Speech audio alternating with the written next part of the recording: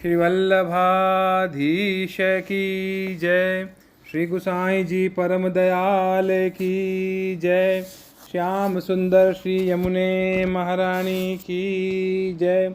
श्री गिरिराज धरण की जय। श्रीमद् भागवत पंचम स्कंद। आज है दूसरा अध्याय।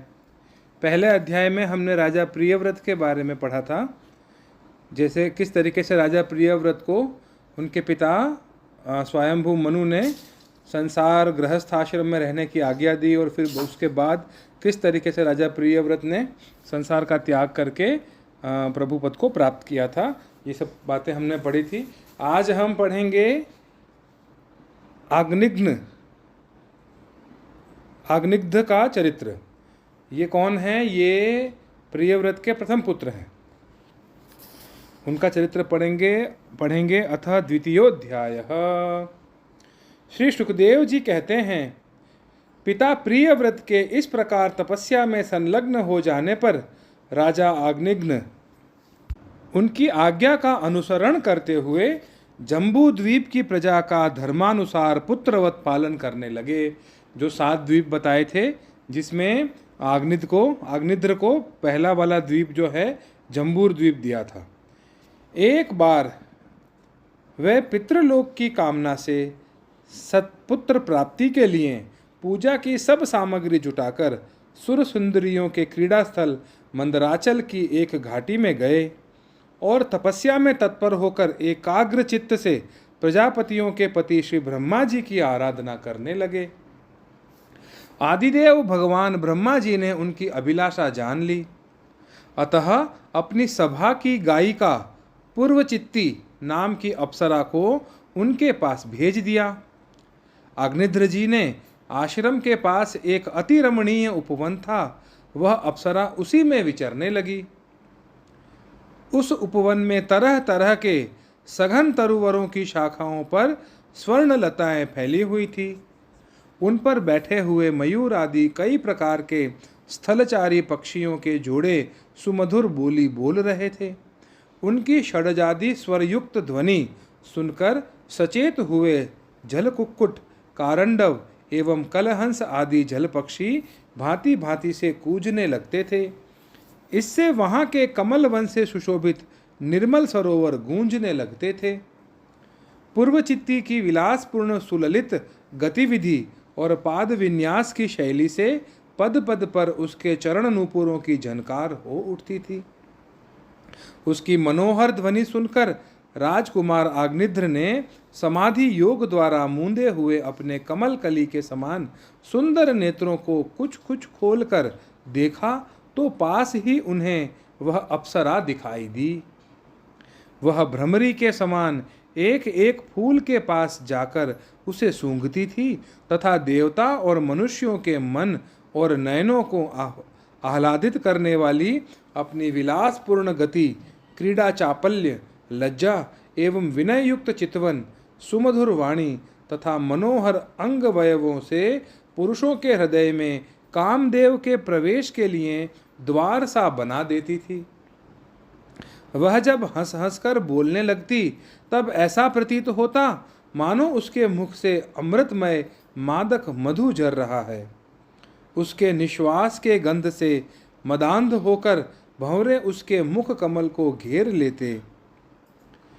तब वह उनसे बचने के लिए जल्दी जल्दी पैर उठाकर चलती तो उसके कुचक कलश, वेणी और करधनी हिलने से बड़े ही सुहावने लगते।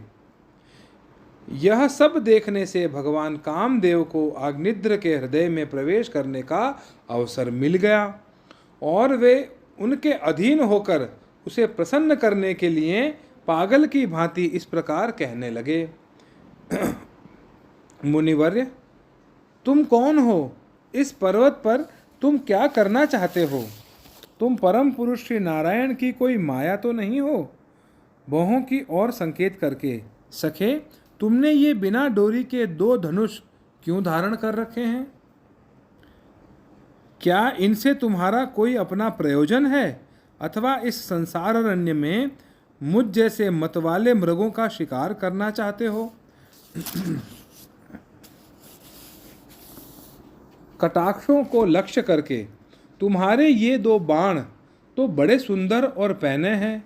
अहो, इनके कमल दल के पंख हैं, देखने में बड़े शांत हैं और हैं भी पंखहीन। यहाँ वन में विचरते हुए तुम इन्हें किस पर छोड़ना चाहते हो? यहाँ तुम्हारा कोई सामना करने वाला नहीं दिखाई देता। तुम्हारा यह पराक्रम हम जैसे जड़ बुद्धियों के लिए कल्याणकारी हो। भौरों की ओर देखकर, भगवन, तुम्हारे चारों ओर जो ये शिष्यगण अध्ययन कर रहे हैं, वे तो निरंतर रहस्य युक्त सामगान करते हुए मानो भगवान की स्तुति कर रहे हैं, और ऋषिगण जैसे वेद की शाखाओं का अनुसरण करते हैं, उसी प्रकार ये सब तुम्हारी चोटी से झड़े हुए पुष्पों का सेवन कर रहे हैं। नूपुरों के शब्द की ओर संकेत करके, ब्रह्मन, तुम्हारे चरण रूप पिंजरों में तो तीतर बंद है। उनका शब्द तो सुनाई देता है, परंतु रूप देखने में नहीं आता। करधनी सहित पीली साड़ी में अंग की कांति की उत्प्रेक्षा कर तुम्हारे नितंबों पर यह कदम्ब कुसुमों की सी आभा कहाँ से आई? इनके ऊपर तो अंगारों का मंडल सा भी दिखाई देता है, किंतु तुम्हारा वल्कल वस्त्र कहाँ है? कुमकुम मंडित कुचों की ओर लक्ष्य करके, द्विजवर, तुम्हारे इन दोनों सुंदर सींगों में क्या भरा हुआ है? अवश्य ही इनमें बड़े अमूल्य रत्न भरे हैं। इसी से तो तुम्हारा मध्य भाग इतना क्रश होने पर भी तुम इनका बोझ ढो रहे हो। यहाँ जाकर तो मेरी दृष्टि भी मानो अटक गई है। और सुभग, इन सींगों पर तुमने यह लाल लाल लेप सा क्या लगा रखा है? इसकी गंध से तो मेरा सारा आश्रम महक उठा है।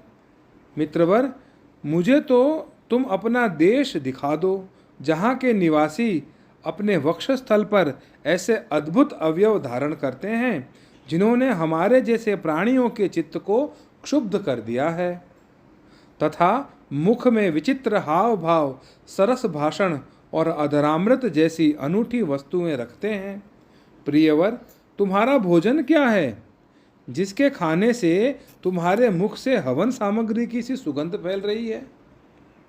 मालूम होता है तुम कोई विष्णु भगवान की कला ही हो। इसीलिए तुम्हारे कानों में कभी पलक न मारने वाले मकर के आकार के 2 कुंडल हैं। तुम्हारा मुख एक सुंदर सरोवर के समान है।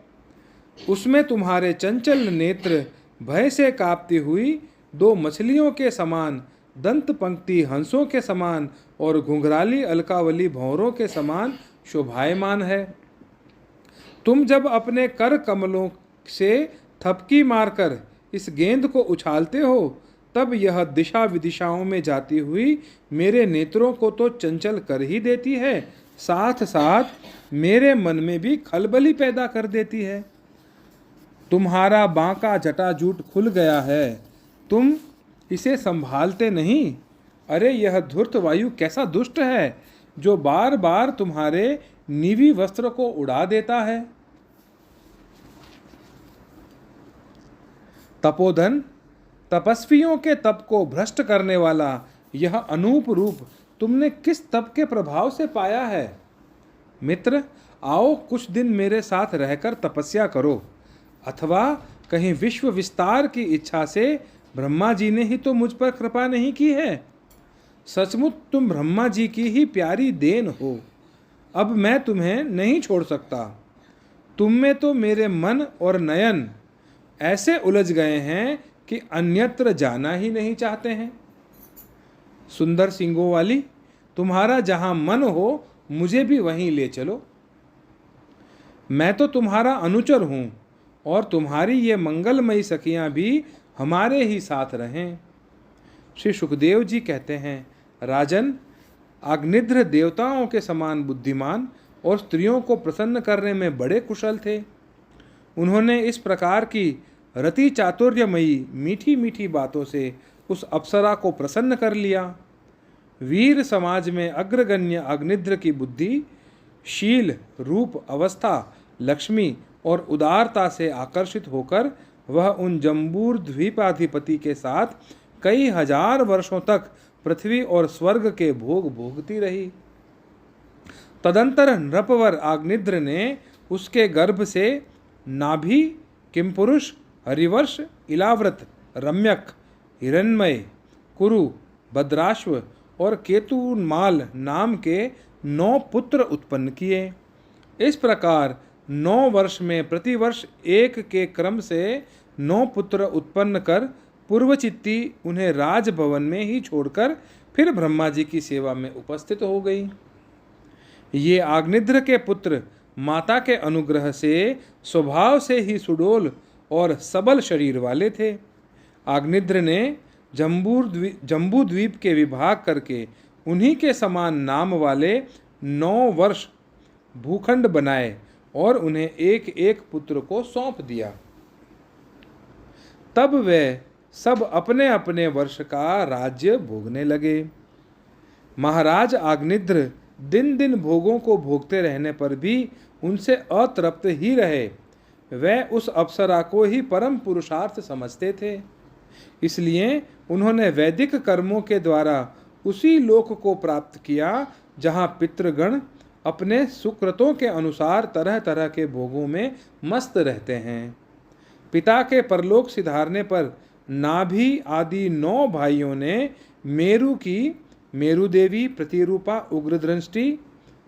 उग्रदंष्ट्री, लता, रम्या, श्यामा, नारी, भद्रा और देववीति नाम की 9 कन्याओं से विवाह किया। इति श्रीमद्भागवते महापुराणे पारमहंस्यां संहितायां पंचमस्कंधे आग्निद्र वर्णनम नाम द्वितीयोऽध्यायः। अगले अध्याय में यानी तीसरे अध्याय में हम राजा नाभि का चरित्र पढ़ेंगे जो आग्निद्र के पहले पुत्र थे। श्री वल्लभाधीश की जय। श्री गुसाई जी